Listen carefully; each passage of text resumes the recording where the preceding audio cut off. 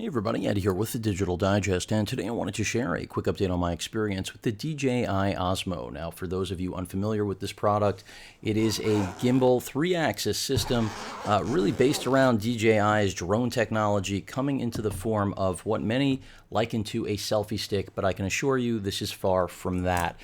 Perfect for video professionals that are looking to get a creative and I would say complete solution, unlike the gimbal systems that exist right now for action style cams, GoPro, Sony, or otherwise, into their hand that gives them full mechanical, electronic control that is stabilized, 360 degrees to work with, locking capability, the ability to mount a cell phone, use Wi-Fi as a preview and output display to know exactly what you're capturing, which I'm going to show you very briefly, and really is a very unique product. Now, it comes with a UV filter installed. It's right here under the lens hood, and you're going to want to unlock the gimbal. You can see all the different lock mechanisms right here. So in order to unlock this, turn it that way.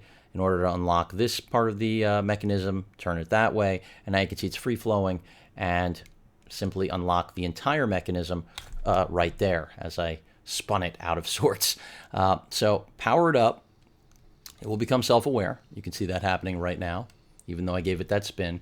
And you can immediately see that the 3-axis stabilization is working. Now, whatever phone you use, your choice, what you want to go with. I've got the LG G4 here. You will have to install the DJI Go application on your phone, iOS or Android alike. And essentially, once you've got that installed, you are good to go. Now, you will need to pair it with the Osmo, just for those of you that are wondering.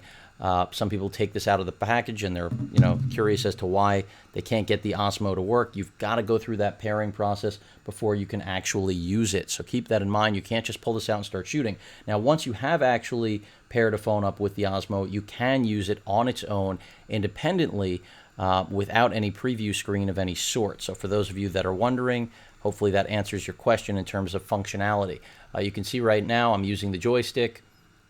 Can move that around. It's now staring at the camera, pretty much looking at us is what I'll say. And you can control this to go wherever you like, and again, keep it steady in a way that traditionally would require a rig. So very cool.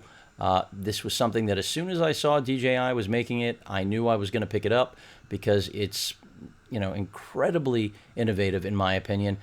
Basically, you might say they've turned us into the drones, which doesn't sound very good, but they were smart enough to realize that they had a very good system here, and it was all just a matter of making it applicable in another form, which at $650 I think is fairly affordable and gives you something that, well, again, doesn't exist in as polished a format. So you're going to just pair it up by basically looking at your phone, seeing the Osmo right there, and then enter the password, which is included in the instructions. Doing that right now, and I have this paired on another phone, so I'm doing it here just for first time for all of you to see on a different device, clearly. And we are now connected. So now I should be able to go back to the DJI Go application and get started. So let's see if it works. And it looks good to me. Now it does say the internet is unavailable. That's because the Osmo is not a hotspot. Now we can enter the camera view. So I'm going to go ahead and hit that. And this would traditionally, as I mentioned, be mounted right there.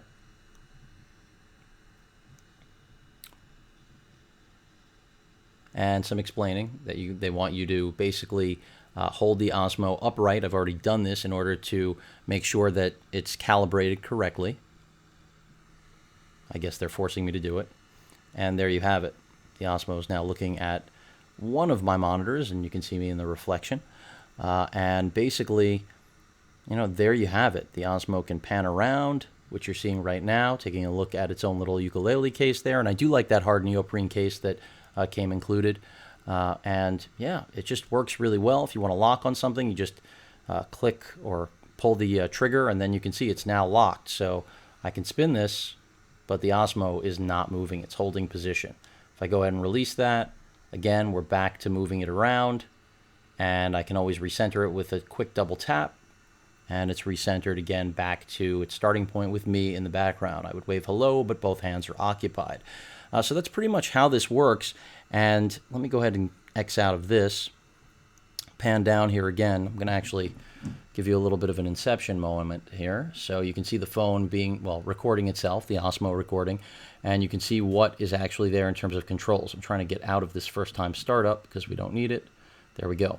So in terms of what we have here, you have control of the ability to switch in and out of video and still mode.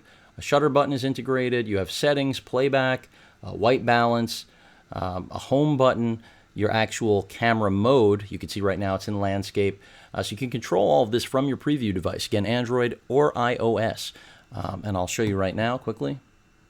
Settings here as well for your modes. And you know, if you're after manual control, you're not going to have a problem finding it here. The actual settings menu, you've got the camera, the gimbal, and a general tab. And basically, you know, in terms of video and still capability, 12 megapixel, you can shoot in RAW or JPEG. You can also opt for 4K video, true 4K, or step down to UHD. And essentially, you've got two different modes there, 24 and 30p. So not in 4K, but in UHD. So definitely nice to have that flexibility. It is a small sensor. Try to keep that in mind. This is not a large sensor camera we're dealing with here. It's really more about the gimbal and getting smooth action footage. Now, the one downside so far in my experience has been the motor noise, which you'll hear right now. Bringing it right over the microphone. That fan that's dissipating the heat on the basically the engine driving this robotic camera is exactly, well, its biggest enemy. And that is the reason we have a line in right here for audio. So this way we can avoid having to hear that. So plan on using dedicated audio to substitute for the Osmo, because the Osmo's built-in audio is pretty much useless. I mean, it's better than nothing, but that's all I will say. And as far as mounting it, I'm going to go ahead and shut off the Osmo right now. I'll lock it back up and just show you what the entire package looks like when it's actually in place. It does get a little bit heavy. I'm going to let you all know it's not the lightest machine, and that's both a good thing and a bad thing. I mean, you want a quality feel on a product like this. It should have that, but in terms of how much of a quality feel, well, that's a matter of interpretation is what I would say. So you want to do this without damaging your phone. I'm not doing it really the way I'd like to right now with this strange one-handed orientation, but not too difficult. There you have it. So basically, you're good to go. This is what the shooting experience will be like. Your screen can rotate, position how you want, depending on the angle of the shot, how you want to frame. And of course, larger phones will be accommodated. The LG G4 does have a relatively large screen. I've also used my Note 4 on here. No problems whatsoever. But it's all going to depend the overall physical weight and balance, what phone you end up sticking onto the dock, which is also a metallic slash, I think it's all metal, but there may be some plastic. There is some plastic, I think. But very well built. Everything here well made. You definitely feel like you're getting what you're paying for. Again, $650 is not inexpensive, but when you think of the gimbals that are out there that are generic, they tend to be somewhere between $250 and $300, and they definitely do not come close to providing the overall quality you're getting here, not only in the grip itself, the gimbal system, but then on top of that, the Sony sensor that's inside the Osmo, which I think is worth paying for itself on its own, because Sony's 4K action cam right now does not approach the quality. Also, those of you that own the Inspire 1, you can pick up the joystick on its own. This entire set, I think it's $260 or $280 for the whole set, again, without the camera unit, because you already have the camera module. You just need everything else that you see here, the cell phone holder, the grip, and the gimbal system itself. But the camera unit, I think, is like $450 on its own, something like that. So a savings for people that already own the Inspire, and quite frankly, there should be, because that's where everything began, and at least for DJI, it's all about the drones, right? So it makes sense. And the carry case is pretty nice, I would say, overall. The battery, which is here in the grip, is going to net you somewhere between, I would say, 30 and 40 minutes of battery life. You're not going to get the hour that DJI claims, so that's another expectation I want to keep realistic for all of you. And keep your eyes peeled, because I will be putting out some video samples of this for all of you that are interested. But there you have it again, the DJI Osmo. I think it's a game changer when it comes to mobile video, really capturing the essence of your point of view in whatever experience that may be. And I'm not concerned when out and about with it about how people are going to interpret it because, I mean, how many people do I see? I've substituted people for another word that I was going to say, using selfie sticks and things of that nature to frame shots when this is really a tool. A selfie stick is for a tool. Anyway, I guess I couldn't keep it nice. But the DJI Osmo, really nice piece of technology, and I think it's going to put DJI straight into the action cam market. And before we know it, you're going to see them taking on GoPro, in my opinion, because GoPro, well, no one in the business has anything on a product like this. Again, the Osmo really setting the mark for expectations in this form factor and point of view style shooting, especially if, again, you're a video professional that needs stabilized video for B-roll or anything else without having to bring along a crew.